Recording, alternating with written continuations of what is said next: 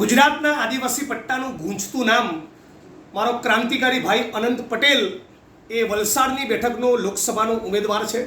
આ મારો ભાઈ મજબૂત છે, પ્રમાણિક છે, નિષ્ઠાવાન છે અને દરેકે દરેક સર્વ સમાજનો અને આદિવાસી જેવા વંચિત વર્ગનો બહુ મજબૂત અવાજ છે.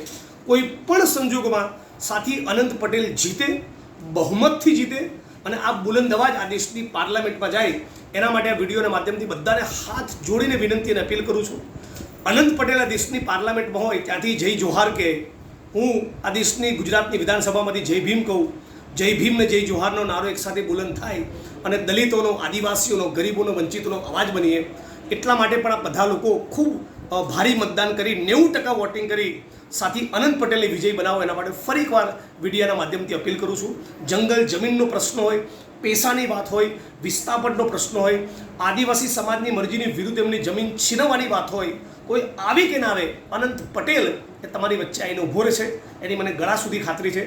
એટલે ફરી આપ સૌને વિનંતી કરું છું, ઇન્ડિયા ગઠબંધન અને કોંગ્રેસ પાર્ટીના વલસાડના અમારા ઉમેદવાર અનંત પટેલ ક્રાંતિકારી યુવા આ દેશની પાર્લામેન્ટમાં જાય એના માટે ભારી મતદાન કરો, એ જ ફરી મારી અપીલ છે. જય ભીમ, જય જોહાર, જય આદિવાસી.